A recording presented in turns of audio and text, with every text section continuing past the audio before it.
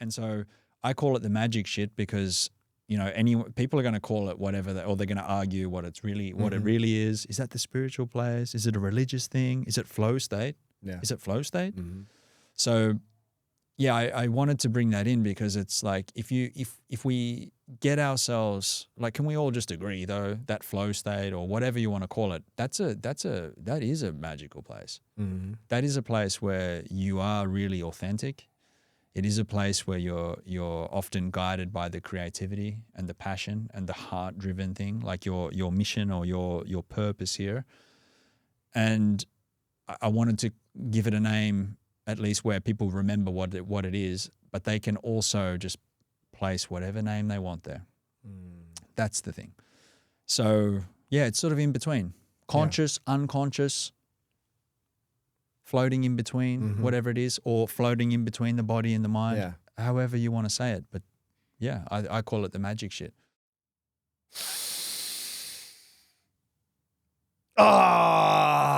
Tervetuloa kuuntelemaan Syvää Henkeä podcastia. Tässä podcastissa me sukelletaan pintaa syvemmälle mielenkiintoisten vieraiden kanssa. Ja tällä kertaa meillä on toiseen kertaan vieraana Leigh Ewin. Leigh on kylmä, hengitys ja bisnes valmentaja sekä asiantuntija. Ja tullaan tässä jaksossa syventymään pikkasen syvemmälle vielä Leighin uutuuskirjaan Respiritual Awakening. Ja tullaan myös pikkasen puhumaan englannin kielestä ja englannin kielen salaisista merkityksistä sekä ylipäätään hengityksestä ja paljon muusta. Tämän podcastin pääsponsori on Biomed. Ja mulla on ollut Biomedi-tuotteet jo vuosia itsellä käytössä ja haluan tänään nostaa toistamiseen kuule mun lempituotteen täällä esille, nimittäin Premium Magnesium Kompleksi. Ja tää on voittanut nyt vuoden 2025 terveystuotepalkinnon, mikä on erittäin kova saavutus, mutta justi tää on ehdottomasti markkinoiden niin kuin laadukkain magnesium-valmiste. Tässä on myös C-vitamiinia, B6-vitamiinia sekä tähän on myös lisätty tällaista, mikä tämä on nyt tämä concentrate hivennäiskompleksi, eli tässä on myös nesteyttävä vaikutus myös samaan aikaan. Itse mä käytän justiin magnesiumia aina iltaisin ja se palauttaa hermostoa, syventää unenlaatua, todella paljon hyötyvaikutuksia. Saat -20% alennusta kaikista Biomedi-tuotteista käyttämällä heidän verkkokaupassaan koodia Syvää Henkeä ja samalla myös tuet tätä podcastia. Voit myös tukea tätä podcastia just tykkäämällä, kommentoimalla, jakamalla tätä podia ja iso tuki, kun tilaat tämän kanavan niin täällä YouTubessa kuin Spotifyssa ja Spotifyssa laitat arvostelua. Iso kiitos.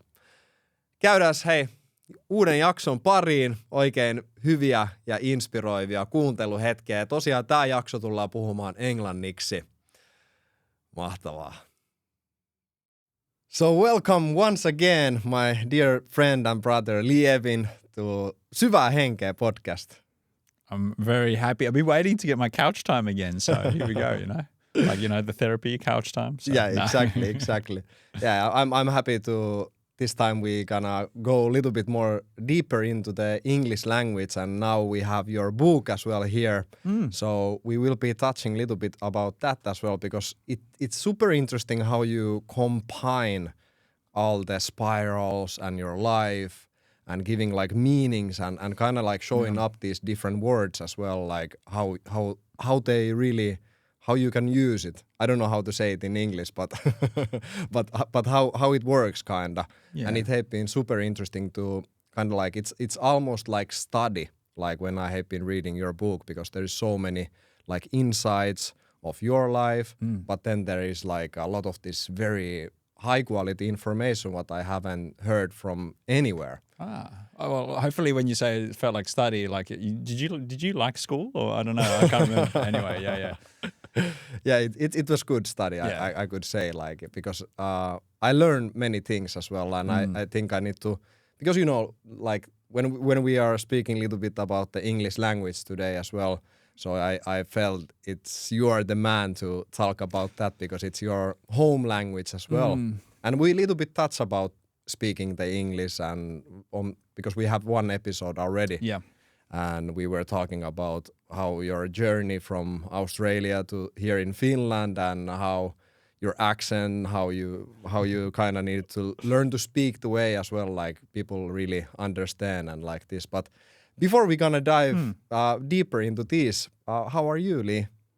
I'm good, thanks. Now that the book's out and stuff, that was a big, it's a big project, you know. And then it was like, when you do this kind of thing, it's also a bit of like pressure because you're, you know, if you make a video or podcast or something like this, you can put it out there. It has like some sort of life, you know, but then also if it's digital, it can kind of like get lost under more things that come. So with a book, it's like, okay, you put yourself there. Like you said, there's some stories about me. There's parts of my life that I probably haven't shared so much. I mean, you know some of the things, but not the average person doesn't. I've never shared that part of myself. So yeah, it was good. It was a relief to get it done. And nowadays, you know, everything's good. Everything's in a good way. You know. Life is good. Life is good. Lots of big projects coming, of course, but like, yeah, feeling good. Yeah. And what was kind of like your first spiral when you got this inside? Like, I wanna write this book, and how did that all happen? And what was the process of doing that and writing? Well, it's probably you probably know. I know a little bit, but like, I'm my personality. Let's say like this. My personality is that I like to do things a little bit my own way, in some way, I would say. That is fair enough. I think you might be understand what I'm talking about. Yes. But then also, I get bored real quickly, you know? Like if you think about breath work and breathing, 10 years ago, we were still talking about the Eastern philosophy. We were still talking about pranayama. We're still talking about, and we're doing this today still, Qi Kung, you know, like energy of Qi, everything like this is coming from Eastern philosophy, and like people are just kind of like regurgitating this kind of stuff. So I'm like, where's the modern day philosophy? Where's the modern day philosophy? Where is something new? And like fundamentally, like there's two things. One is like, what's the true meaning of the thing? You know, like I'm always very interested about learning why something is, like why I'm doing something. Why is that person doing something? Why are we all collectively doing this? Breathing, or why are we on this spiritual path, for example? You know, those things are kind of fascinating to me. And then second of all, is like, can we just loosen up a little bit with the breathing too? Like, does it always have to be, you know, even before, we took a couple of breaths before this and we were like, kind of like, keeping ourselves. Mode, yeah. And then all of a sudden you're like, you know, you and me just burst out laughing or whatever. And I think most people kind of have that inside. They want to do that, but like they feel like, no, the Zen Buddhist looks super like straight-faced and meditation looks like this, so that's what I got to do. So the book is sort of like an exploration, how to have fun with the breathing, how to look at it new ways, and how to kind of feel what the breathing is, like what it really means, like respiratory system. What does it really mean, and how can we experience it in new ways? Yeah, I think it was like super interesting how you combine all this, like all the words what you were using there. It was like I needed to check some translations as well sometimes, but the language what you use and the stories what you tell, and it was kind of like very. I got learn to some new things about you as well. But then as well, like combining all those things like into the breath work as well. Yep. Because this is what you are know in Finland as well, mostly like the gold guy and this breath work guy. So it was really interesting to see how the breath and even the breath you were mentioning in the book as well, like the breath is like the spirit. Yeah. It's like again, it comes down to the meaning, right? It's like, why do we call it the respiratory system? And then so you start to break down the words and the language of it, and it's like re means again, and then like breaking it down further is like spire. What is this spire word? There's a lot of energy inside that word because, for example, if like a bit older language than English in a way, Latin is saying that spire is kind of like a spiral. It's like a like spinning, spiral, spinning, and spitting. It's a projectile. It's moving. There's always an energy with this spire word, and even the turret or the pointy tip of a castle. It's called a spire. The pointy bits that you see, these tall parts of a castle, are kind of reaching out to the heavens in a sense, or to the sky, and they have this projectile nature about them. So it's like, okay, spire means energy in a sense, but it also means it's spirit and spire are the same thing as well in a way. So spirit is energy, as we all know. So that got me on, like, it went down many rabbit holes, right? But like as a breathwork coach or like mentor or facilitator, like you want to understand what industry am I actually in, you know, and like how can I bring something new there, and how can we actually really feel the breathing rather than just like a very, very physical experience of breathing, because we know that breath work and breathing has like the two, body and mind. And then as I explained further on, it's like, okay, there's something happening in between those two things if they're working together. So yeah, the language of that was really interesting. And then I think like at least people that I'm dealing with, family members, friends, people that come to my sessions, on some level, everyone who's around me, not everyone, but most people around me are on some sort of spiritual journey, you know, and that can mean something different to many people as well. And so like when I look at the kind of landscape of what a spiritual journey might mean to everybody, or in many different, you know, it could be a religious thing. It can be you know, love, light, everything in between.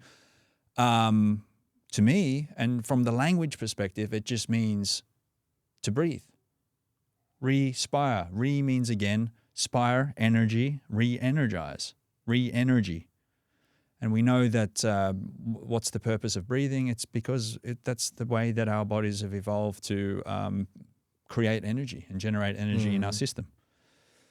So with that in mind, then you look at all the other words, and it kind of like gets more and more interesting, because there are often words like inspire is a word that we are all always, hey, I want to live an inspired life, or aspire is a very interesting one, because in a performance setting or a business setting, it's like aspire to be the best or the leader in the field.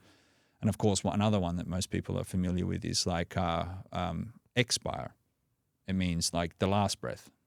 So all of these things kind of are somehow related to each other. And in the book especially, I hopefully did a decent job of linking those together and just sort of like explaining the journey, the starting point to the end point of those. Yeah, and you were touching already like many points there, but like we are all spiritual beings. We want it or doesn't want. We are on this. We are. We know it or we don't. Yeah, exactly. But like the thing is like it kind of remind me, like I have this quest, this dancer Marina was on my quest on this podcast, and she was saying like, because we were talking about dancing, and she was saying like many people just want to come into the choreographic parts of dancing. So it's just like the choreographic, but many people when they just do that, they don't really learn to dance. And I was just reflecting this moment, that kind of like thing, like when people are doing like the breath work, and it I think it goes into every of this kind of practice where you kind of learn to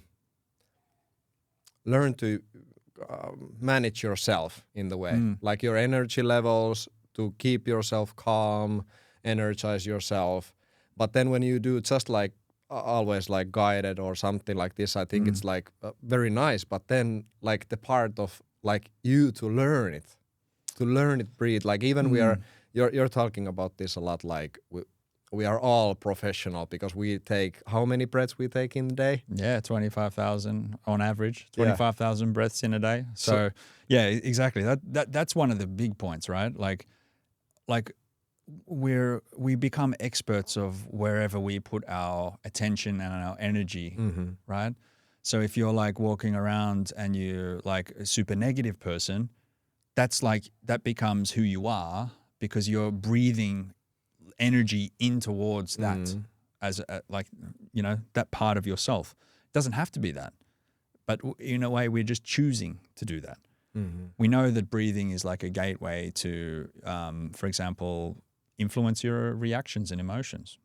We know that. We know that has a direct relationship towards the nervous system itself. Like people that like the physical and the science and everything like that, hey, it checks out. It we can say that there's some nice language here, but then on a real physical scientific level, this is like they're linked. Breathing and calming the breathing, relaxing the breathing, it works like this. Yeah. It relaxes the nervous system. It gets you into that rest and digest and all that sort of stuff.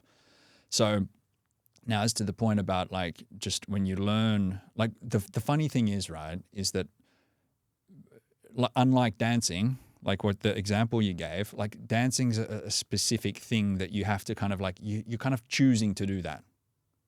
Like that's an activity you kind of go somewhere, or maybe you do it around the house or whatever, but like you kind of like all of a sudden you're doing that.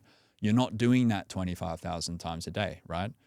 So in a sense, like I'm trying to, the idea is like, if someone breathes, if I can help someone understand their own breathing and give that meaning, then they will become a better dancer, or they could be more inclined to be present with the dance practice. And okay, they get the choreography, but in actual fact, then they start becoming confident enough where they can start like adding their own personality towards that. And maybe, it all boils down to the creative energy that we have. What we're each here for in this life. Like, what do we want to do? What do we want to spend the time doing? Like often the case, at least from my perspective, is that people that are very unhappy or experiencing burnouts or these kind of things, they're often just doing the wrong things too often. And they're not truly doing what they want to do in their life, or they're doing things out of necessity. I've got to pay the bills or whatever. They're not doing things from this creative, passionate, inspirational place. So people know they should breathe.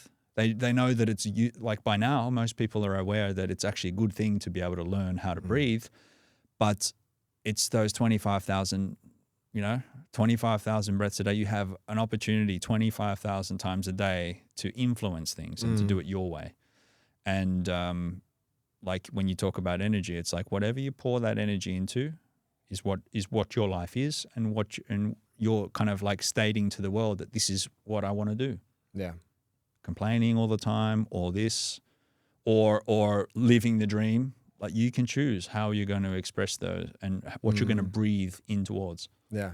And it's interesting, like I get so many I know, it's hard. Nice ideas here. Yeah. But like today we kind of take it a little bit more deeper into this because like our last episode we were talking about a lot of like the kind of surface level in the way like how you can use like your breath in the cold, how you can adjust your system with the breath and all these kind of things. But I'm just like wanted to a little bit play around with these words and these, but like was it right? Like the breath is like, is it like it comes from the Latin word like the breath from the spirit, or was it like the spirale?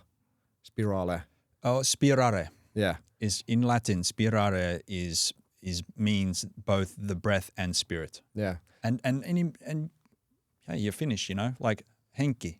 Exactly. Hengitä. There's a very close relationship there. Yeah. And in actual fact, many languages refer to this in the same way. Of course, like it's, for some people, it's absolutely triggering if I say, hey, if you go to the Bible and you go in, you read in there, it's like, and God breathed the life, the spirit into Adam's nose through the nose, by the way, nose breathing even from God himself, and illuminated him and gave him life, breathed life into him. For a lot of people, that's like, but it could be just a story, but it could also be like how it is. Yeah. And that's how it's happening every time, whether you're in South America and Finland and wherever. Yeah. And it's kind of like symbolizing as well, like the Bible is saying like first there was this word.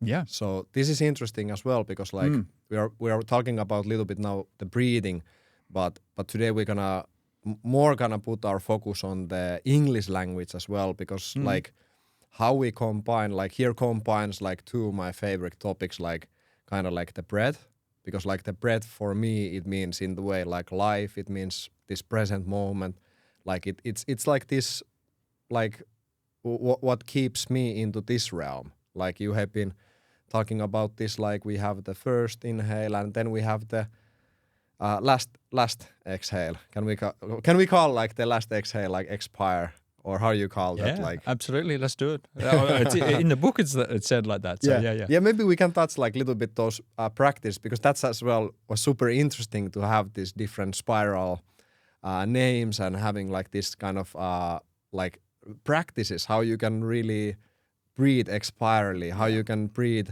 aspirally or conspirally.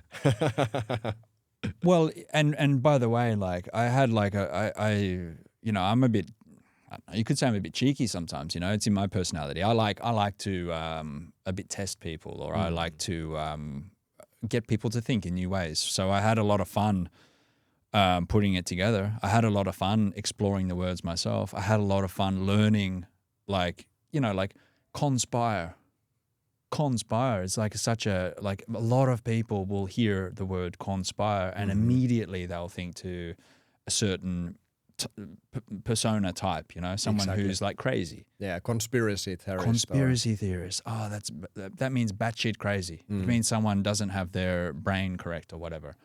Okay, so then we go into the word and it's like, it's very interesting that has been used in like even medieval times, you know, like co means together, inspire, co-inspire, like to co-inspire, it just means people breathing together.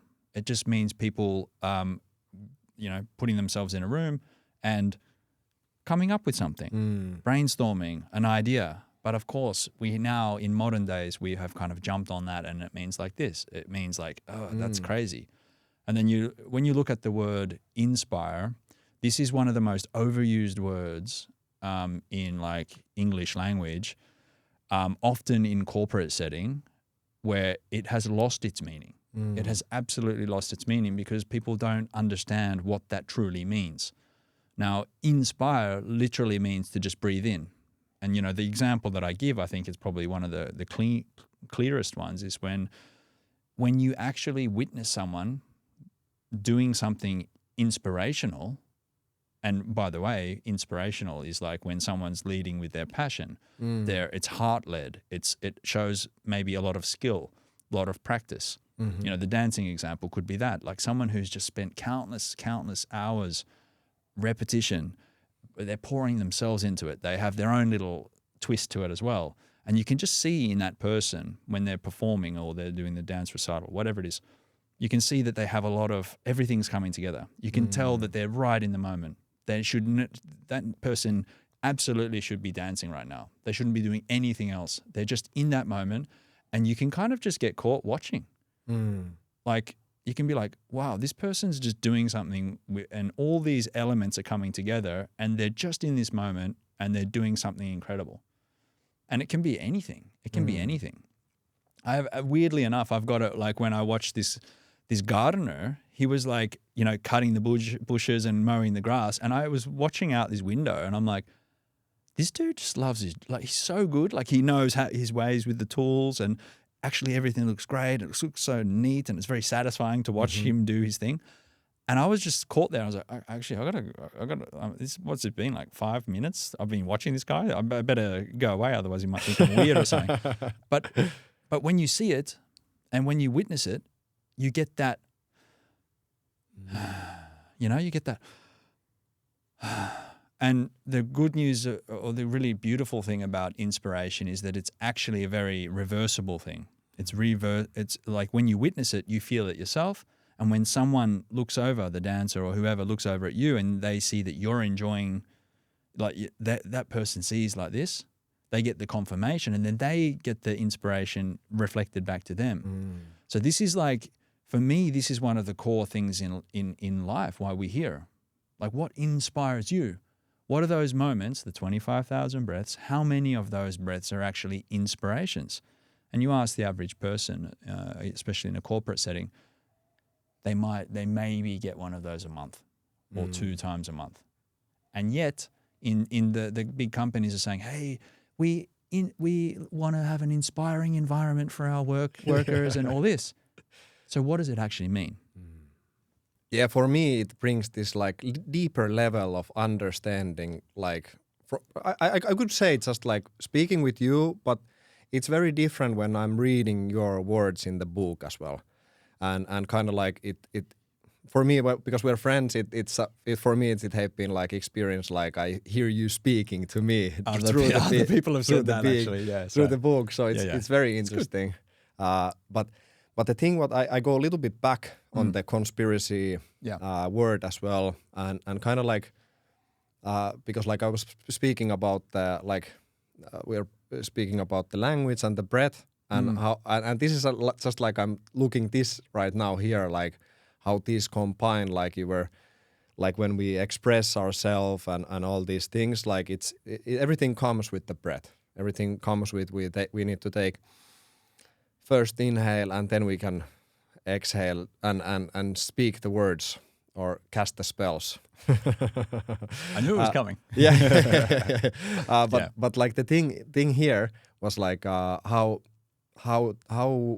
the English language is one of the it's most used in this time and this world right now. That's why it's dominating as well. And I think like with the language, it's kind of like it shapes the people.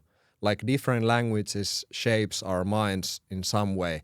I'm not like a professional about talking about that, but I have understand like from the language, like there is this hidden thing as well. Like different languages shape our reality as well, like many ways. And I can say this like my experience is like in some people from who are Kurdistan people or Persian people, they have this kind of words what you cannot translate into Finnish because there is not this kind of like words in Finnish. Yeah. So that's even like, and I don't did so many years, but I remember like there is like this kind of like more romantic words and meanings of some romantic words and like this. But I come back now into the conspiracy, like and what I have learned is like the CIA kind of make that word into like so now this conspiracy means this. So it's very easy to like to put like when CIA bring this word conspiracy, it kind of like put those like it's easy to put some things like what may be like it's kind of like manipulation in the way, but something if there is something what is not aligned with the government, and that's an interesting word as well. But if something is not aligned with the government, it's easy to this is conspiracy. Yeah, we have this COVID thing going here.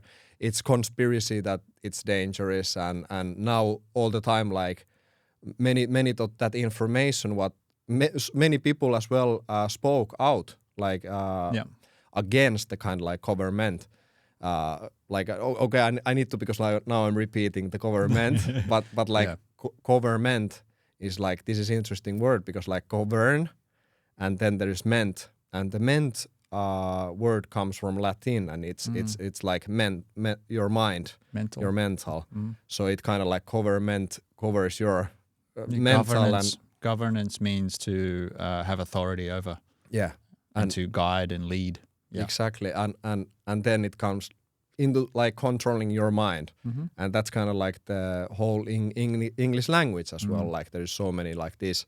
We go a little bit deeper, but like the thing when as well like the energy as well like there's so many these hidden things in the language, but I think it's still about how you use the language, how you use your breath, how you use anything what you do, because like there is like this kind of negative words in the way like and having like double meaning some words, but I think it's as well like how you say it, and that's kind of like the casting spells and spelling and all these things.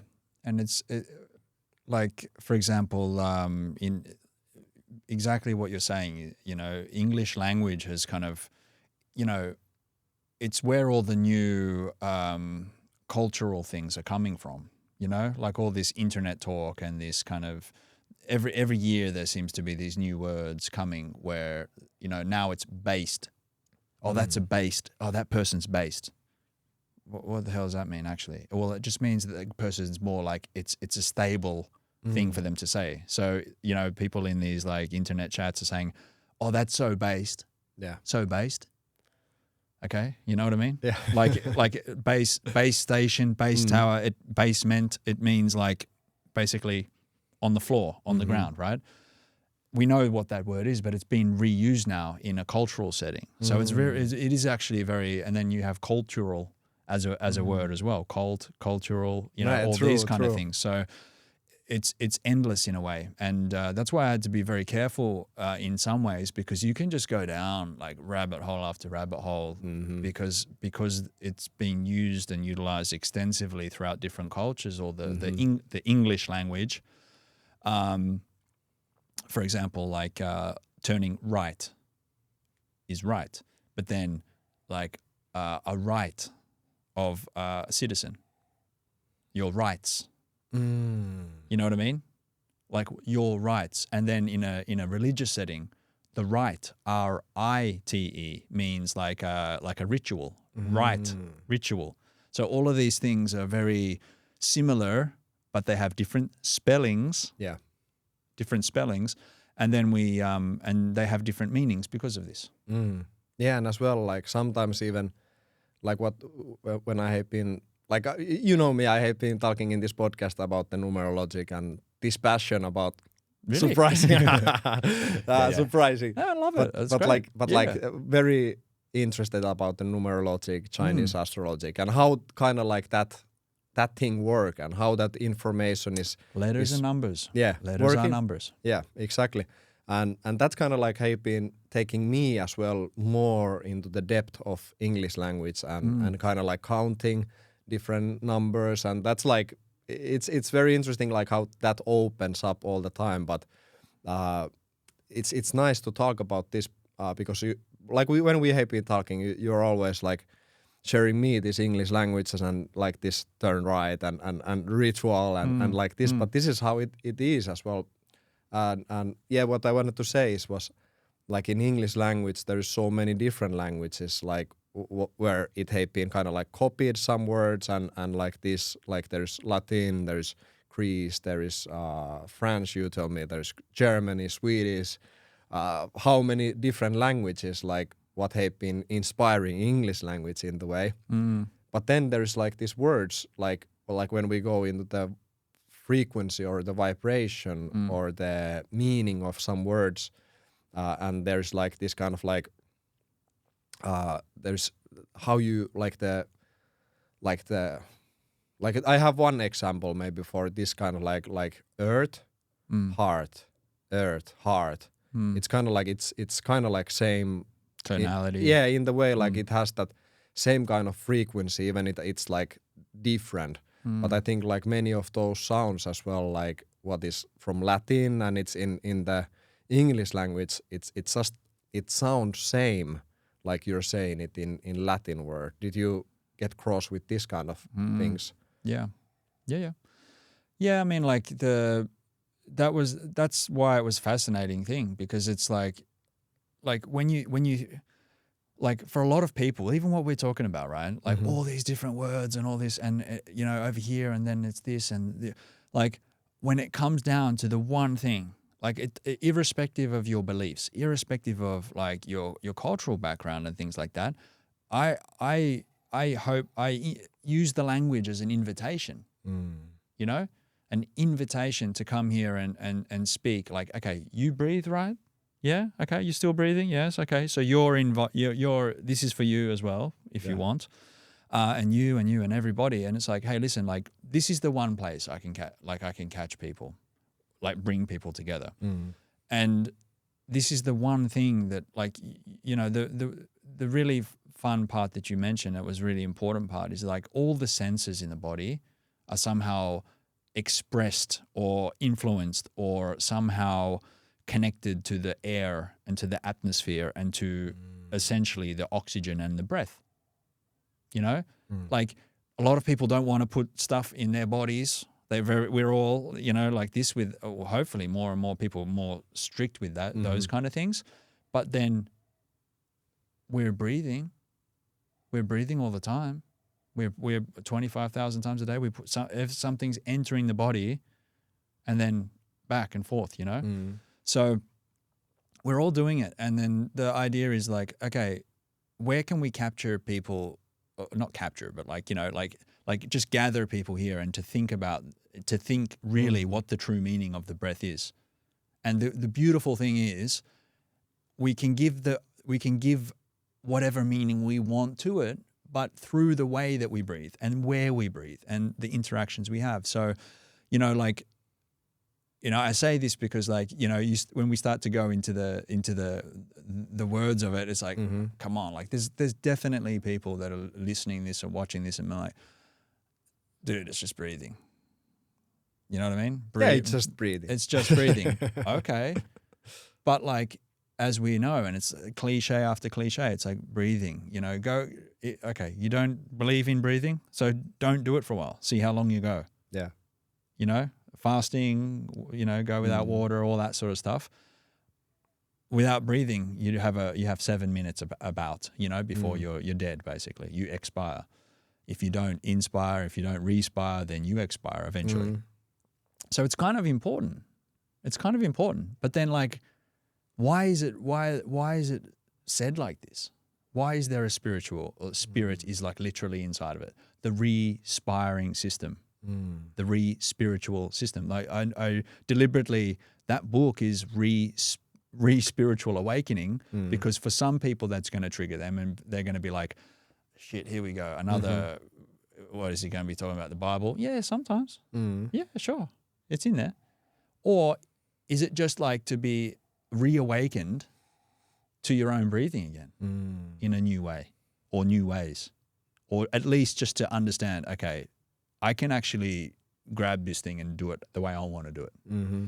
So yeah, there is so much depth with the language. And just like breathing, just like language, just like numbers, whatever you want to say, like when you're interested enough and when you feel it and when you kind of like start to explore it yourself, there are layers to it. And that's I think the interesting thing is to try and like the work that you're doing, the work that hopefully people go through the book and see that as well, is that it invites them to go a little bit deeper on things. Yeah, exactly. And give it more like a richness. Like the soil in the ground. Like I'm doing a renovation at the house, digging the soil. It's like the top of the soil is very dry and crusty and has a lot of stuff on top. But as you go deeper, there's like, it's rich. There's more life down there too. More things. Surprises as well. Yeah, lots of surprises. So, but yeah.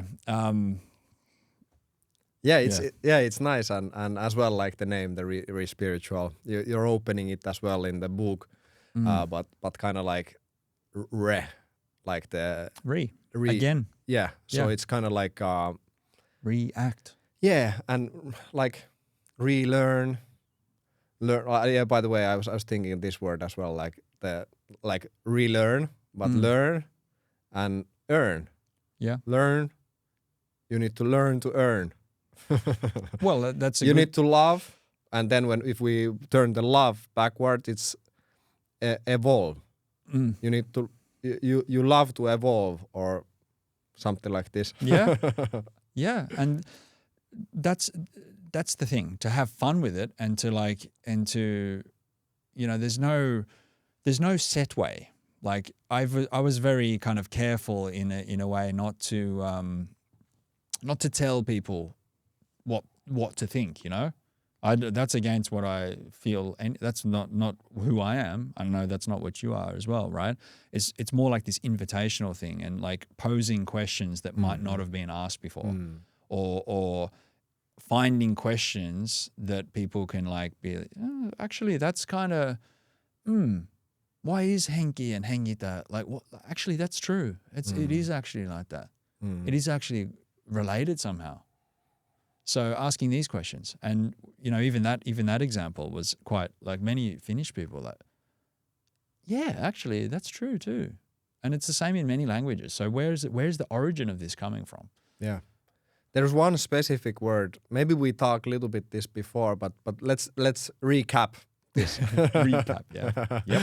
But there's one word where, because there was like 12 chapters if I remember right, but the one of the chapters, was it like 5th or 6th, was a very interesting word, what was a little bit different from the spirals, but it was magic shit.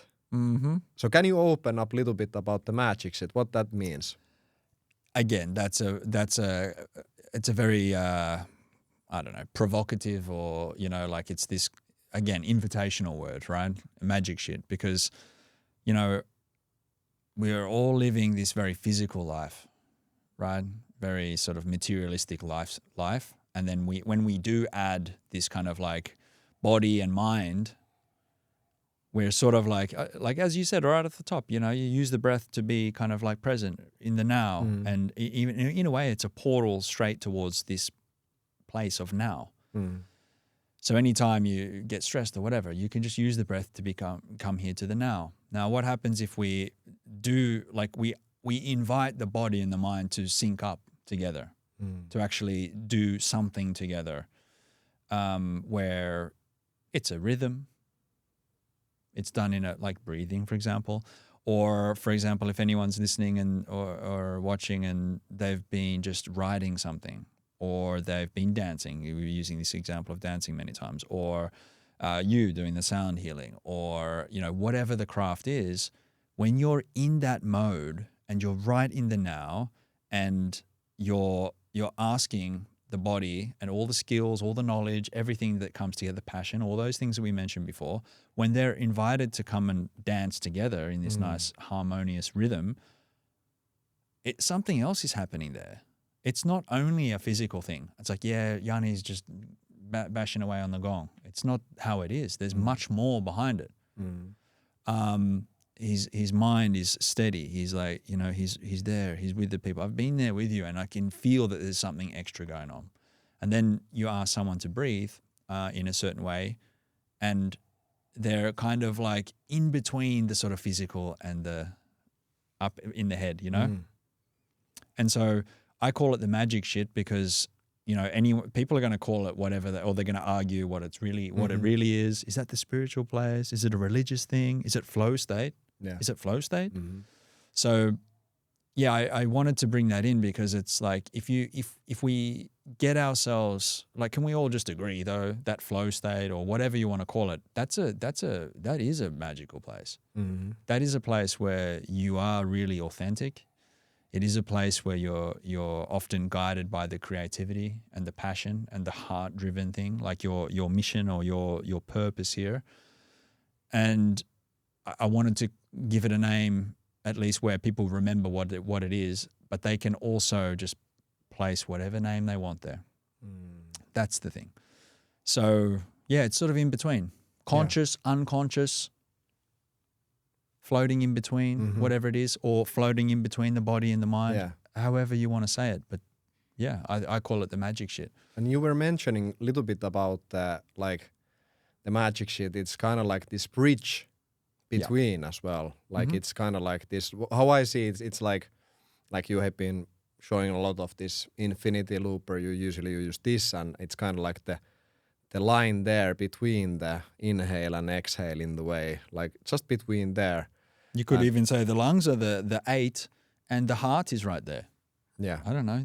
You could say it like that too. Yeah, in so many different ways we can watch this as well. But like for me as well, like same thing, like in the sound healing, like when people come to in my concert, I say like we want to stay awake, but we are not fully awake. Even we are fully awake, we are still on the like sleep world same time. But same time when you're on the sleep realm, you're same time very physically aware.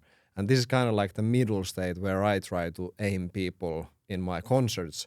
And kind of like when you get into that state where you are very relaxed and awake same time, very focused and relaxed same time, this is something where I could call this like magic happens, like, or magic shit in this. Presence. Yeah. Present is like a gift.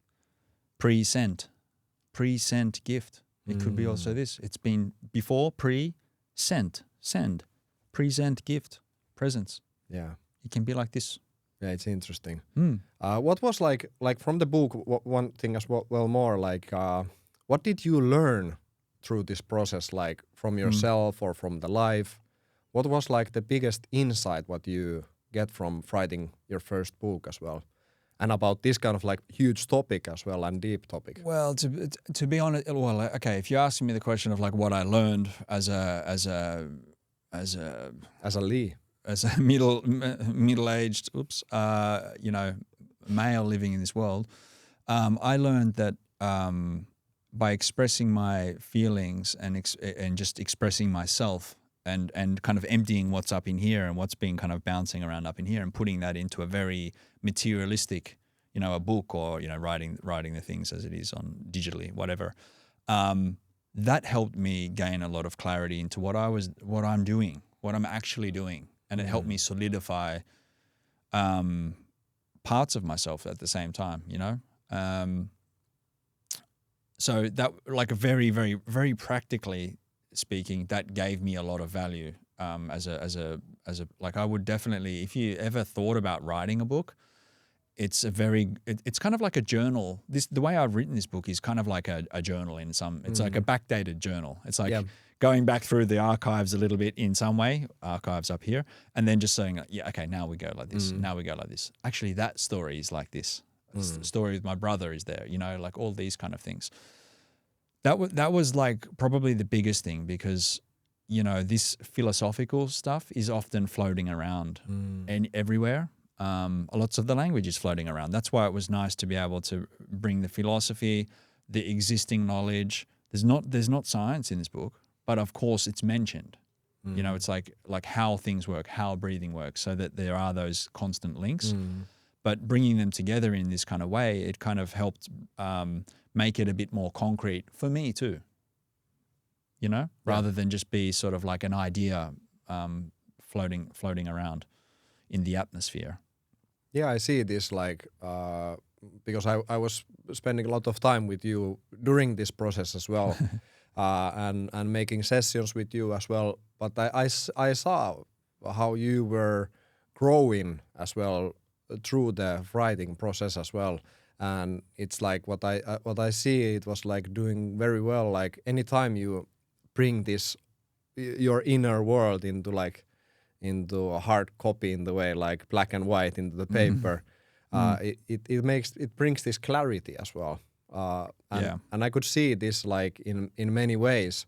You have been talking about these things, but then like it's just like you kind of embody even more that kind of like what is in your inner words and like this, and then you can express it like more clear and more like you embody that. Because like I think like when we're talking about speaking or sharing something, I don't know what this is for me, but because like when I'm listening you or anyone, I'm going beyond the words. I'm more feeling as well the words. And what I see, like every time somebody is telling me about some story or sharing something, what happened, I kind of, I don't know, is it like this kind of empath or something, but I feel what I feel and I live that story. Not like, like going like this, but just like feeling it really deeply inside myself as well. And I think like that's like when you really know something and you express it, you don't need to even understand all the words because you can tap into that frequency where it's sended in the way. Like when one is embody something and you express it, you can really catch it much more faster. And this is where I think like where great teachers comes into the pictures. Like great teacher is not like I'm teaching myself as well, and this is one thing what I have been studying. Like it's natural for me to like study this in many different ways, martial arts, yoga, all these things, and go in different schools and stuff like this. But in the end, it comes down to that, like when you understand what you're speaking, then the listener can understand as well. Like, so I see this process like getting really strong in this, and how you can express more and more this. Yeah, for sure. And also like, at least for my personality, like when I learn something, when I actually want to learn something and when I want to go deep on something, I'm much more capable to learn if I'm learning from almost immediately from a teaching perspective, because then it brings that empathy in for me, right? Like I'm already thinking, okay, how am I learning this? Because then I want to tell, like one thing I do a lot is if I'm and that's why I've been bouncing those ideas off you for a long time, and many other people, right? Like just like, you know, kind of like testing the water. But when I want to go deeper on something, I'm learning it. And then I'm trying to share that with 3 to 5 people. Like I'm almost like giving, or maybe even teaching, you know, a new piece of information, because then it helps me gauge, was like, okay, how did Yanni look? Was he like engaged with that? Or how did he or her receive that? And what questions did they have? And then all of a sudden I'm already learning more about it, right? So it allows this possibility for me to sort of like receive it, and plus the repetition is there too. So if you talk to somebody 3 to 5 times, almost as soon as you learned something new and you kind of like speak it out, it already kind of a little bit more deeper there, or it's like a bit more concrete or hardwired maybe. Yeah, it's like I understand like that, like it's important as well to get that reflection as well, like and to, because like we have this only one vision in the way, and that's why it's good to have different visions, because we have these dead corners as well, some patterns what we don't see we are doing or something. But when some like true friend is saying like, hey, why you do this, you do this to yourself, or anything like this, and we are like, oh yeah, it's true, I do this as well, like. But I come a little bit back on the coming a little bit back on the subject, and there's like I think we can talk about these spirals and these a lot, but I will highly recommend people to look up to your book if you want to learn more about the spirals and how to really connect all those things. But I'm interested to, when we are talking about the English language, what was your kind of like what is the kind of like what you have been studying English language as well? So what you see there is like where the English language is rooting for, where it came from in the way, like in your opinion or studies. It's so interesting because like if my like mom or someone like this is watching this, they'd be like, what the hell, like, you know, like. So in Australia, the language is very, very mixed, right? Because we're part of the Commonwealth, which means the Queen, or nowadays it's not the Queen, she's passed away.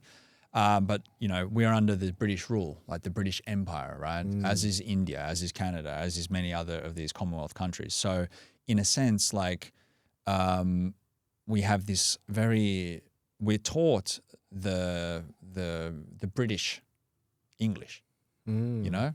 And there, as we know, there's lots of differences between the British English and the American English, which if you want to categorize them in these larger segments, that's basically what it boils down to. And Australia, you know, then of course the culture of Australia and the sort of, you know, the fact that, you know, our heritage is like that we were the prisoners sent from Britain. You know, often we were Irish or, you know, poorer people or whatever that have like been desperate desperate for money, food, bread, whatever, and tried to steal the bread or a spoon or something, and then got in trouble. And then they got all those prisoners. They ran out of room in the prisons, and then they sent them all to Australia.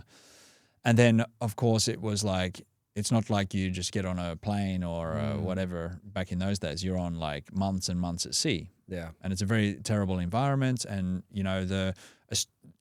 the Australian culture, in a way, comes a lot from the struggle. A little bit similar to this sisu style thing. Suomi sisu. A little bit like this in Finland, right? But then also like surviving, and also when you're sitting there underneath, chained to in the depths of the boat, rocking from side to side. I think everyone understands Australians are a little bit more like joking by nature and things like this. So the only thing you got left is your humor and to joke, right? And then when they finally got to this beautiful country, Australia, then even celebrate, and they are allowed to have a bit of rum or some beer or whatever, eventually. And they like to drink, so the language changed and the accent changed to be a bit more like, "Hey mate, all right, how are you?" Like that's really how they traced it back to be like this. Wow. So a lot of the culture comes from that, right? And a lot of the language comes from the way, the tonality, you mentioned this before, and the sort of like the way, the positioning of the mouth even. Everything is kind of geared towards speaking very loosely and very, mate, this kind of thing. Yeah. So, but of course, as an Australian, we are like practicing and taught English that comes from Her Majesty's Empire, which is British. So that's the most recent history. But then if you go even further than that, it can be so that there's like these different empires have been speaking English, and then they are the originators sort of the English language. And through the different empires and through the different conquering of different nations and what is nowadays the Commonwealth. Like if you go to India or if you go to Kenya, they speak like really, really proper English. It doesn't sound Australian, that's for sure. It doesn't sound American in most cases. It's very, you can walk into somewhere in Kenya, Zaire or wherever, and you can go in and they'll be like, "Hello, are you may I offer you a cup of tea?" Like they can sound very British. Yeah. So, and then of course, like when you look back a little bit closer here, like now I'm a little bit like bouncing from the topics, but like if you think about the East Germanic language, as an Australian that came to Finland, I'm like, what is this language here you guys have? Because this is like, there's no point of reference anywhere for this. This is in so many ways, it's a very beautiful thing that you have such a unique language, but it's very difficult because it doesn't have any of these. You have a few borrowed words from English that find its way into things, and it has a bit of a Finnish twang to it. But when you look at the signs between Finnish and Swedish, it's like, whoa, okay, Swedish is way more like that's familiar to me. That is actually sounds familiar. Like the example I'm always using is like this rökning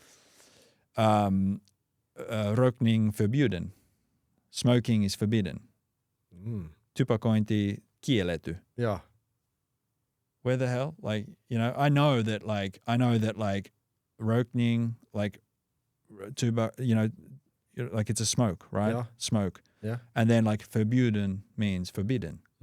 Okay, cool. I get that. But then the Finnish, like, could be whatever, So, and then you look at things like swine. It's what swine, like a swine. Swine, it's a pig. Swine flu. Swine, what is it in Finnish? Sika, possu. Sika. Yeah. No, there's no reference, right? So it really has a lot of it's a very geographical thing, like how the languages have been moving around. And it's funny that even Finnish has maintained its language here despite the different ruling over the years. Even Sweden was ruling at some point, and also the Soviet Union and all that sort of stuff way back when. Mm-hmm. So a lot of the language obviously carries through with the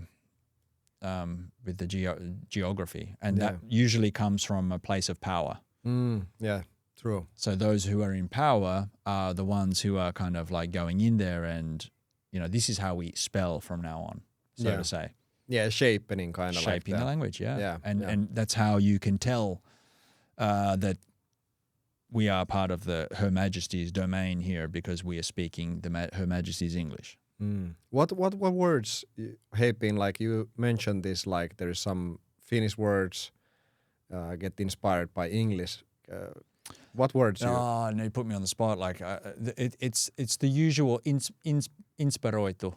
Ah, yeah, true. It's still the same word, right? Yeah. Inspire, like, you know what I mean? Like that was good. I was surprised myself that I got that one very quickly. Yeah. But there's just some words that still have inspiratio. Yeah, or inspiratio. Inspiration. Yeah.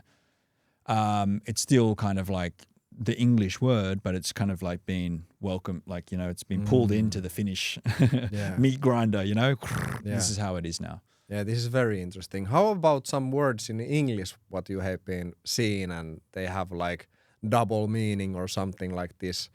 Like the weekdays have, like the weekdays, by the way. Week as a word itself. Yeah, and even like we have the weekdays, weekends you on the days, to weekend. Yeah, the weakness ends on the weekend, right? Yeah. So, but it's kind of like the weekdays are for weakening us in the way. Like, and Could be. I don't remember all these things, like, but like good morning, the morning word, it came from somewhere, and it's about like death. Death. Yeah, it means death. Morning is like it means like after someone's died, that you have this moment of mourning. Mm-hmm. He or she is still mourning for their loss. Yeah. It means that you're in this moment of sort of reflection and kind of coming to terms with the loss of something. So good morning is an interesting, in a way, it's a very interesting way that we use that as a very, very common word. Yeah, and it's kind of like when I understand this mooring word and behind that, and then like how this and why, I don't know why all the things have been done this way, like they have this kind of in the way weakening or like effect on us. But like when we say as well, like I think like this in this point it comes as well like little bit how you say the good morning as well.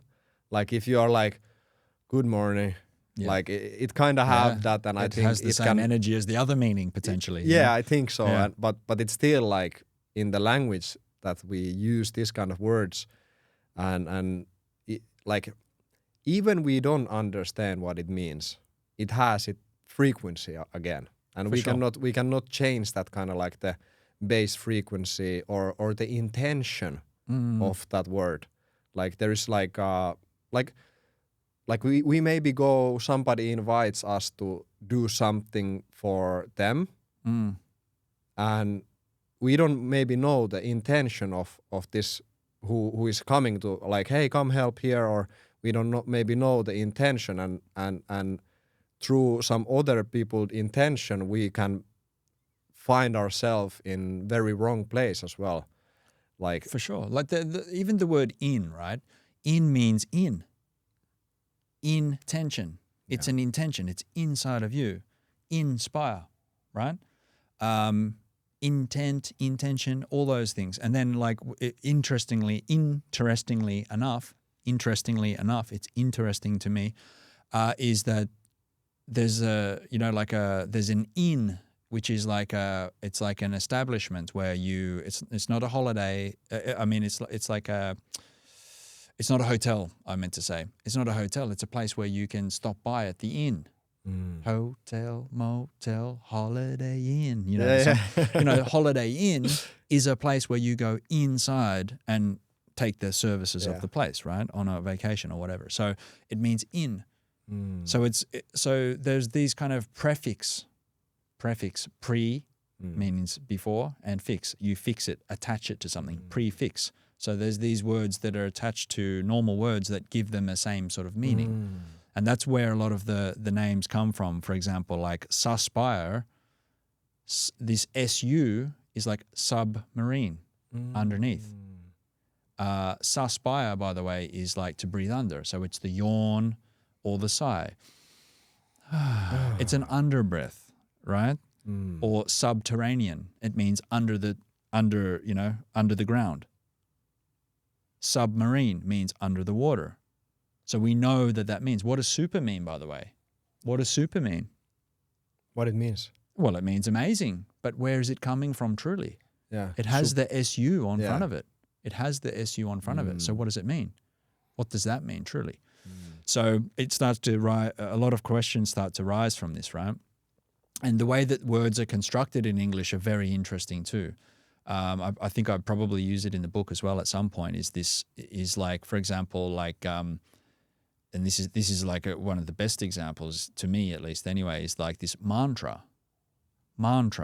Like, you're a believer of this in some level, and a lot of yoga instructors and a lot of people out there that are like, yeah, mantra is very powerful. Okay, why is mantra powerful? You're just repeating a word over and over again. Okay, so Tony Robbins and everyone's thinking like success. It's good to have this. It's good to have this like repetition. What are you doing when you're repeating the words to yourself? You're breathing again. You're breathing more energy in towards the words, right? So in the case of mantra, when you break the word down into two pieces, it's like man, woman, human, right? Okay, we put that at the front. Then we have TRA, tra. It means travel, means transport. The TRA meaning is a traveling word. It means it's movement. It means motion. So whether it's heart transplant, you're taking the heart, you're putting it in there. Your transport means you're taking some goods and putting it into a boat, port, another place, and everything else in between. Mantra is like man moving. Mantra, you put the words together and all of a sudden it has this meaning that like, okay, yeah, if you actually repeat the words, breathe life into the words, you're moving towards the outcome. You're moving towards the being that thing, whatever it is. I forget the one word for that as well, like the not suspire, but there was like this. I forget this word, but it was on the book as well. Transpire. Yeah. Transpire. So transpire means to breathe across because it's a traveling word. So in English we use that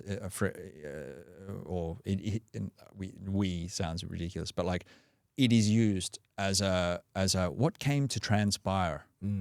It means what came to happen, what moved into existence. That's why transpire is actually kind of like a very interesting word. But transpire is a real interesting word. Breathing across. In a way, you can say like transpire is like the same way that the fog comes to transpire across the pond. Like this. It's so beautiful. Yeah. It's but like again, it's a word that not so many people may be using, and then. Not only that, but I'm like, okay, now you can breathe like that. Exactly. You can feel it like that. Yeah, and understand through as well in your book, like understand the word through like action as well, like to kind of like embody that, like what it means in the way, and that's really fascinating. Well, that's the most beautiful thing about being these kind of at least three-dimensional beings, at least, if not more or less, I don't know. But like we have this really unique possibility to live in this material world, but then add this other element to it, right? Yeah. And to kind of like have these different dimensions to our own self. And that comes from the meaning. Yeah. And by the way, this is very interesting because we were a little bit touching this word as well, but you didn't say this, but understand. Yeah, understand. Stand. Well, a little bit. I'm saying like inner stand. Yeah, this in is what some ways. Yeah. Yeah. This is how it should say. in the way, because like It when could you be, yeah. understand, you're kind of under something, like do you understand? Yes, I understand. Yeah. Like yes. the police come and ask, gives you your rights and this and ask, rights again. There's yeah, that word again. Yeah, and ask you, do you understand? Mm. And then when you say I understand, you're below it. Yeah, in giving the a way. permission of some sense to Yeah. be like under a command or something like this. Yeah. Yeah, and it's interesting. There was some other things as well about this in the like how I say this in English, but porsareikä, like this kind of like in the love there is this kind of like holes what you can like use if you know the holes, like in taxes or something like this, how you can You just like, again, whole. What is whole? Whole means full. Like I am full. Like Holy Spirit. You know? And then whole means like a whoop going through the hole. Fell down into a hole. So, you know, or fell up into a hole. I don't know. It could be holy is that way, apparently, you know, according to scripture and things like this. So, yeah, it's funny. Is the word whole built around trying to take away from holy? You know, being whole. Is it like, oh, you went into a hole? Like, you know, I might, in English language, I might say, sorry, I can't, I'm in a bit of a hole right now. Like I can't come, you know, I'm suffering, you know, like, I'm in a bit of a hole right now. I just need to get through it. Interesting thing, by the way, I might say this wrong, but I say it either way. Yeah. But when we are talking about the hole, it's just, you know, because there's this rabbit hole. And if I now remember, because there's so many things, but in Egypt, you can find many rabbits in the pictures as well. You can find many things there, but there is rabbits as well. And if I remember right, the rabbits is like it symbolizes something between the words as well, like words, not word, but words. Yeah. Something like between that, but then it just came like rabbit hole. Because alcohol, it's kind of like alcohol. That's in the book. Yeah, and alcohol. And that's kind of like alchemy. It's interesting. Yeah, and alcohol. Yeah, like the flesh-eating spirit. Yeah, and good luck for drinking that stuff. Yeah, and it's also like in the book. It's I think I mentioned it somewhere as well that the first forms of the even Cleopatra and the Egyptians wearing this particular the eyeliner is actually one of the forms of alcohol made back in the day. It was like they experimented almost endlessly trying to find the right compound for that. And that was lead, and obviously it's poisonous. It's a toxic thing. But it comes from the basis of like protecting the eye from the evil spirits, you know? So this is alchemy and coming from alcohol and, you know, not allowing those ghouls, ghoul is a ghost, you know, specter, evil spirit. They believe that the eye is to be protected. And if you paint almost like you would put salt or, you know, some, you know, evil spirits cannot go towards, when you put salt down, the evil spirit cannot enter there. In the same way, they were doing that to their eyes so that the spirits wouldn't enter your soul through the eyes. Oh, that's interesting. It's in the book too, so yeah, maybe it's coming. Yeah. But you know, so in rabbit hole, alcohol, alchemy or alchemical hole, and then we call the spirits is the stronger version of alcohol. Yeah. So all these things are very interesting. How they've come to have these names and meanings, and the language is sort of like. People are using this all the time. Oh, I'm going to have alcohol. I'm going to go drink out. I'm going to booze up. I'm going to go have some alcohol. And then they drink. And we can all agree that if you have too much to drink, you're a little bit not yourself in the same way. And there's moments where you pass out. There's moments when you, did I really do that? Oh, man, I can't remember anything last night. I was so smashed or whatever. Yeah. And then there's like, you know, does that actually mean that your soul is on vacation or leaves the body? What happens if it leaves the body? Can something else enter? I don't know. Yeah. I believe like on my experience as well, like what I have been seeing in different parties and in life as well, and for myself as well. Yeah. I used to drink alcohol when I was younger. Yeah. But I never there was very few moments when I really lose my, like I could not remember. Yeah. Lose consciousness. Yeah. And but then like this kind of like my experience is this like as well like some like I see like there is much more what eyes can see, like we are living, we are like I don't speak so much about the dimensions or stuff like this, but now I have been like, because I don't want to speak anything what I don't really understand. So when people are talking about this dimension, we are raising into this 5 dimension and stuff like this. Okay. Dimension. Yeah.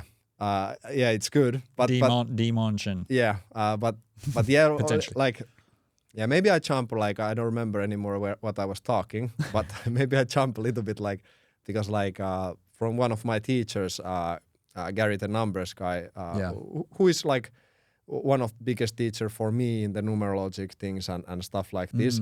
But I have learned from him as well, like some interesting things, and from him I learned this as well, like Israel, like Isis, Ra, El. So there's like three like demons in the way, like names in that word, and kind of like those word is, Ra, El. You can find these like in all the religions, mantra, Ramadan, names of praying, places. As well like the El is kind of like the, because and this all comes like because we're speaking about the 3rd dimension. So we are on this 3rd dimension, but the 3rd dimension is controlled by kind of like criminal. It's controlled by criminal. The number 3 is C as well. It's CLU, and C is criminal. So it's kind of like this realm where we are. I think like from the numerologic studies and this, like I don't speak too much about the past life or this, but I have my experience in the way. I don't know, is it true? Is that really like the truth? Yeah. But there's like this journey what you go with the life path. You have some lessons always, but then when you pass your lessons, then you move into next dimension maybe. I don't know. Everybody will figure out that later on. But kind of like this realm where we are is controlled by criminals in the way. Like as well I was saying the Ra and the L is like little bit like a stronger spirit. Elohim, like it's like it can go through the 3 dimension to the dream dimension as well. It's the only demon who can, that's why it might be the most powerful, because it can travel these dimensions and like the like El angel, and it comes even like Elon Musk or like this kind of like guy's name, and that's pretty interesting guy to study as well, like what is his family roots and what is he doing right now. We are not going there now, but just to say this. We started this whole thing with the rabbit holes of Egypt, so like, you know, it goes there, you know. So, yeah. But yeah, like at least anything, you know, in my opinion, like my stance on all of these things is like it's better to like explore the meanings of things rather than just to accept the meaning of the things. Yeah. You know? If I didn't do that, or if I didn't believe in this, then I would basically be like listening to my primary school teacher who taught me about breathing, you know? Yeah. And that was like, yeah, you have to breathe. You just have to breathe. It's like you breathe and, you know, and then it's like, yeah, we have these lungs and blah, blah, blah, blah. And it's like, okay. Yeah. And I would never go like to the depth of like talking about it like this, or like truly understanding how it works and how it can make me feel better and how it can actually benefit my life. And it's the same with any of these like subjects. You know, you and I have spoken about it as well. It's like if like do the things really? This was the question that I asked you one time. I was like, so what do you think, Yanni? Do you think that like if someone's sort of like unaware of the language and the meaning of whatever, something, does it affect them? Does it actually affect them? Because then what is the effect? Like, are they just going along their business and it doesn't affect them? Or is that the fact that they're only going about their business shows that it's affecting them in that way? Like they're not aware of what else is possible because they're not aware. You know, they're just doing their thing. Yeah. And if they were to be like, whoa, okay, what is the meaning? And question a little bit, then maybe there's much more possibility for them. Or maybe that their journey is not to have the possibility this time or in this experience. So it's kind of interesting how these things, you'll find two people in the same room and, you know, coming from different lives, and one will be absolutely content with their life, and they have a 9 to 5 job, and they have all, you know, 1.5 kids or on average or whatever it is here in Finland and Italy and all these other European countries. And they'll be absolutely okay, happy to be father, mother, whatever. And that's just fine. And then you have other people that are like really questioning a lot of things and looking at the meaning of life itself or the meaning of business and whatever else. And they're like, they want to develop and they want to keep going. And it's almost like the journey of contentment is to be found, you know? And there's like, you can argue for both ways, who's happier and what's not, and, you know, but it all comes down to our own choices and who we want to be, in a sense, and how we're going to do these things. And a lot of it, in my opinion at least, comes from the question of like, why? Like, why does this, like, I feel like I'm here because my why is that I'm supposed to be a dad and a husband. And another person is like, I like Elon Musk. You think that that's his purpose here? No, his purpose is like to change the world or go to another world or whatever it is. It's just different choices. Yeah, I get you what you mean, and like many thoughts came from that as well, because like sometimes if we overdo something, it can be more harmful than not to do or something like this. And kind of like when you study something like esoteric or occultism or something like this, and if you go really deep into it, in the end, you find that you come back where you started. You come back into the living this life, like and present. Being alive and being here. So I think many times, many journeys of this kind of like when you're thinking, you might overthink yourself and you crash, but the goal in the end as well, it just takes you back where you started. I see it's as well good to be conscious about the words. I think like we are casting the spells without knowing it. And kind of like I was touching a little bit about the third dimension and this Israel and how the is like in all the religion names, Christianity, Judaism, Islam, you name it. And like in these words, but like, so what, and we can look, like we can, if we watch the news or we little bit read our history. Yeah. His story. Whose story it is? Whose story it really is? Who have write that his story? You know? So there's like many these things, but still I see it's good to be conscious about the words, what you use, what you express, and what you don't express as well. Like I'm not saying like it's good to push it down or something, like not express, but to express it like in express, depress. Yeah, exactly. That's the like literally the opposite, right? Like if you look at a depressed person, again talking about this in the book, like that person is what position or posture does a depressed person have? They're usually hunched over. They're like trying to protect them. They're in this more fetal position. A lot of the important organs are here, and a baby in the fetal position is kind of already, over. If someone has a complete breakdown, they're in the corner, like holding the knees up against their chest, and they're like this. It's a depressure. It's a, then there's deep rest, right? Deep rest. Your mind and your body is trying to take a deep rest, it could be said. Yeah. But also it's like you're unable to express yourself. An expressive person often have this posture of like, here I am, nothing, like in a way, nothing can hurt me. I'm in this expression. Yeah. So it's kind of really interesting.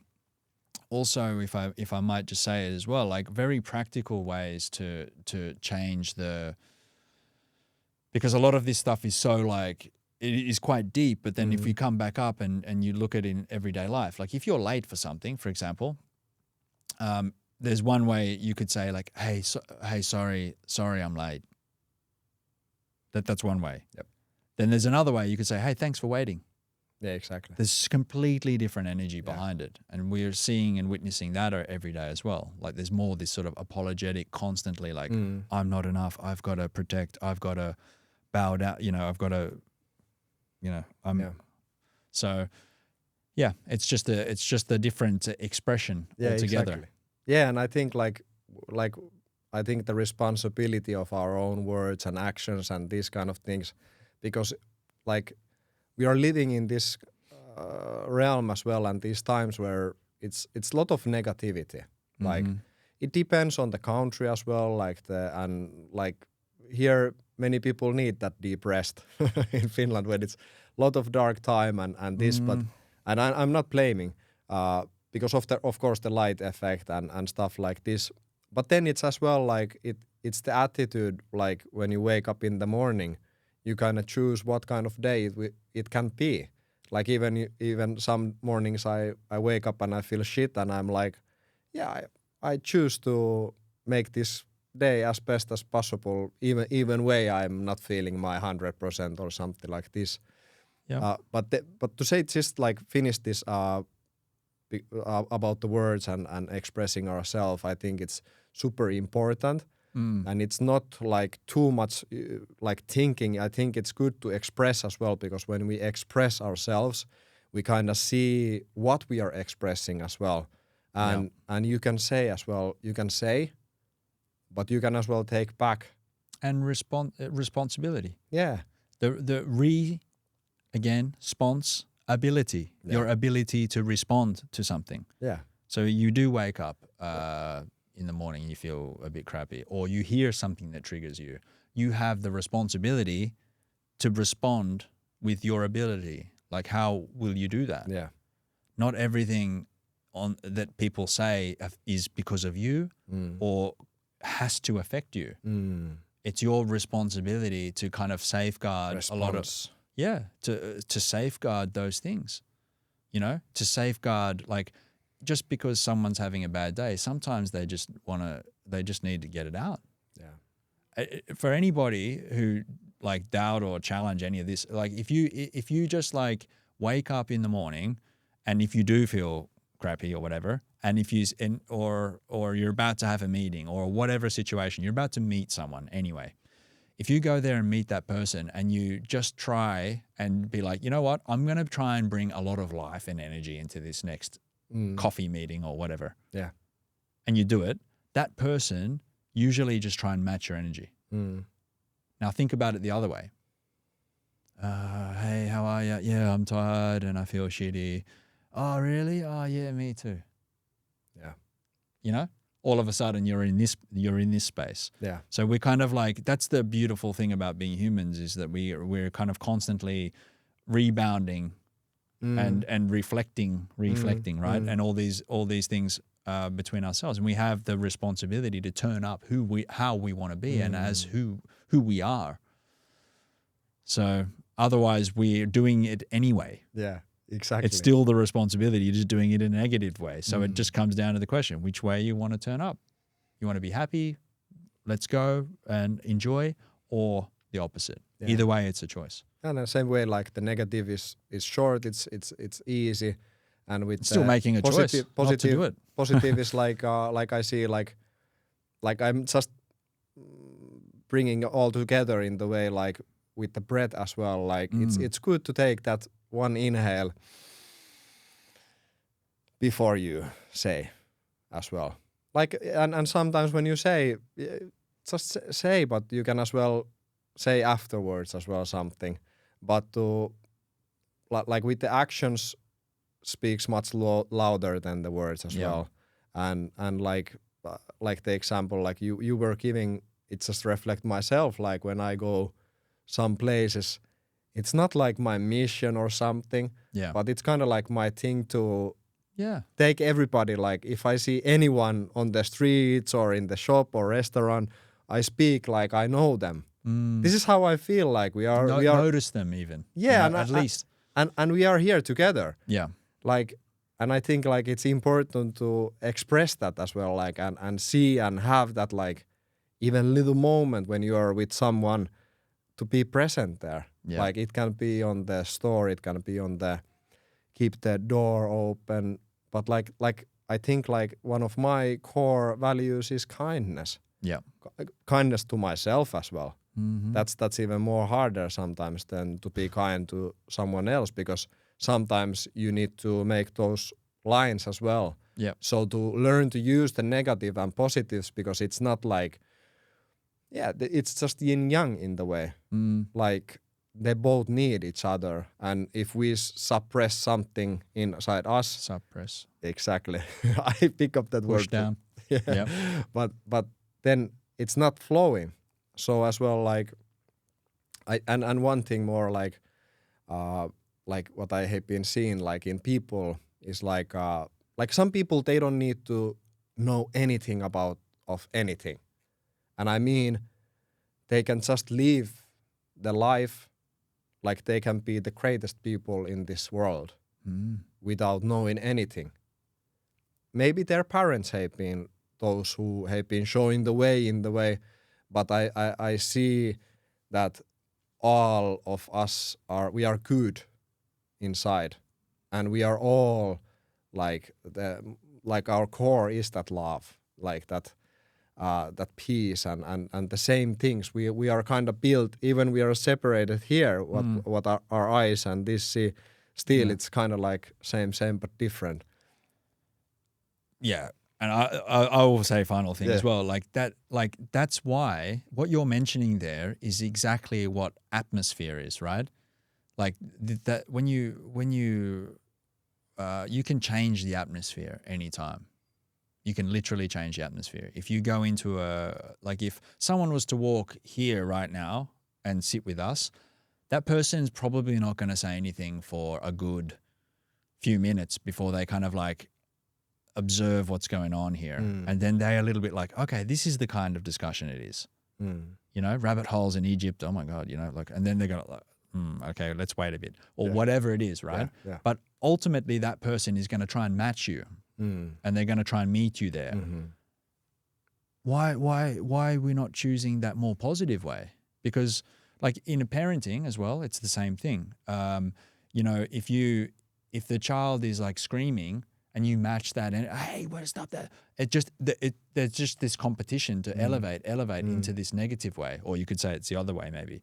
So if you like, hey, why did you do that? And then the child comes and matches you on the and they oh okay, now I actually the adrenaline and all these things are not raising in a way where the atmosphere is created there, and you can just meet on mind level, on heart level even. And so coming back to this responsibility, it's all on the individual.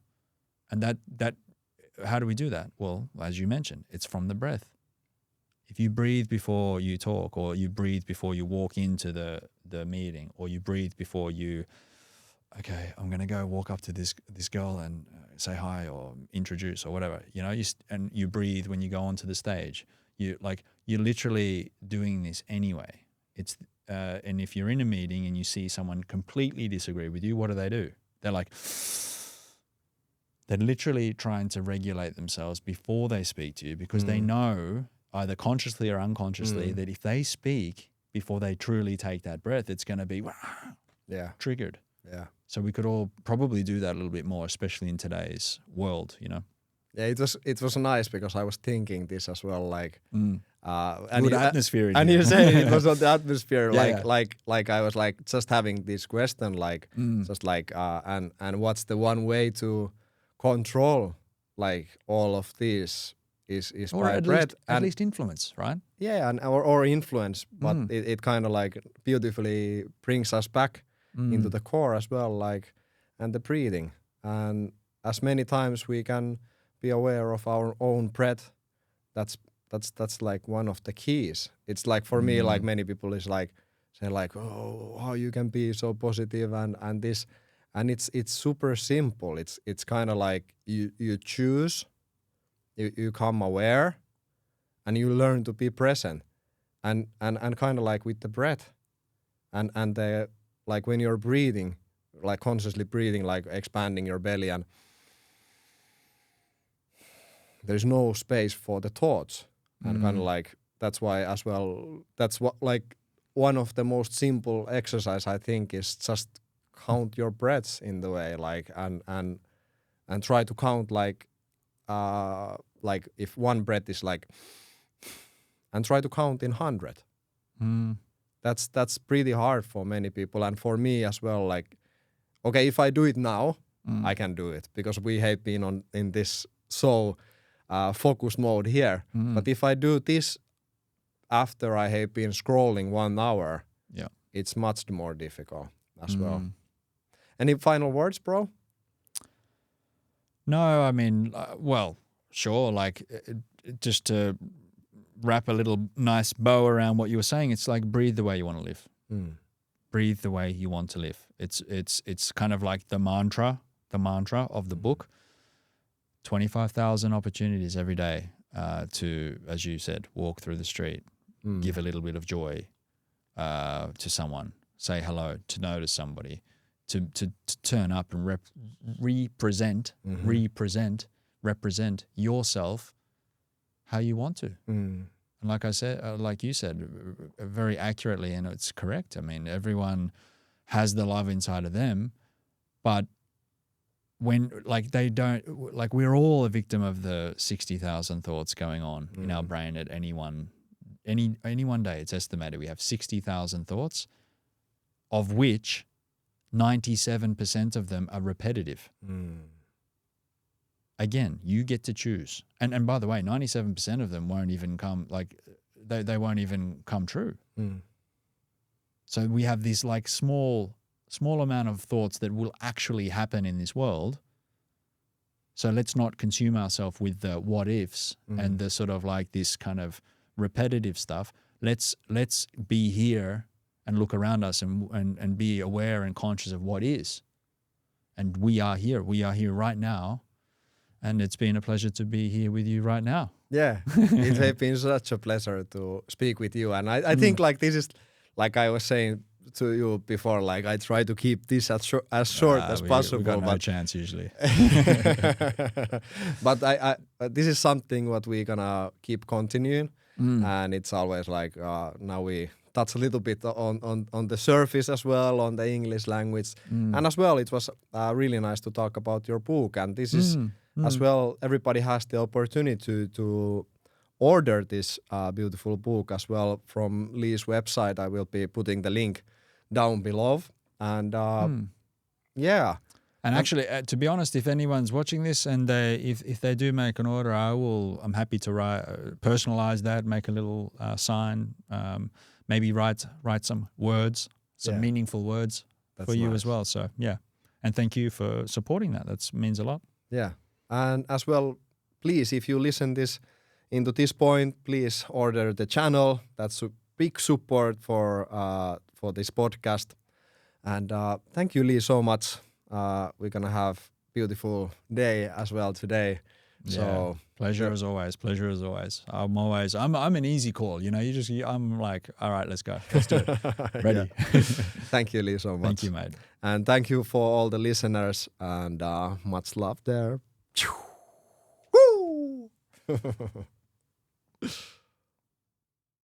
Kiitos, että kuuntelit tämän jakson. Oli aivan huikeeta päästä jälleen puhumaan Leighin kanssa. Ja mä ajattelin, että mä teen tästä tosi lyhyen jakson, mutta se on aika mahdotonta. Nimittäin meillä riittää juttua ja tullaan ottaa uuden kerran taas Leighin kanssa. Jatketaan harjoituksia. Ja kannattaa ehdottomasti käydä kuuntelemaan meidän ensimmäinen jakso myös, 8. jakso, missä Leigh avaa enemmän omaa matkaansa, miten hän saapui tänne Suomeen ja näin. Mutta muistutus vielä, että tämän podcastin pääsponsori on Biomed, ja Biomedin tuotteesta saat -20% heidän verkkokaupassaan alennusta käyttämällä koodia Syvää Henkee, ja samalla myös tuet tätä podcastia. Voit myös tukea tätä podcastia ehdottomasti tykkäämällä, kommentoimalla, jakamalla tätä podia, ja justiin täällä YouTubessa tilaamalla kanavan, Spotifyssa seuraamalla ja laittamalla arvostelua. Iso kiitos. Se auttaa tosi paljon myös justiin antaa näkyvyyttä tälle podille ja helpottaa sitä, että muutkin löytää tämän podcastin. Joten jos et ole vielä tilannut tätä kanavaa, niin please tee se nyt. Iso kiitos. Seuraavassa jaksossa meillä tulee olemaan vieraana mun ystävä Ronja Alatalo ja tullaan puhumaan varmastikin aika pitkälle positiivisuudesta, elämästä, elämän haasteista, opeista ja sitä uutta jaksoa hei odotellessa. Paljon rakkautta sinne. Ja kuullaan pian.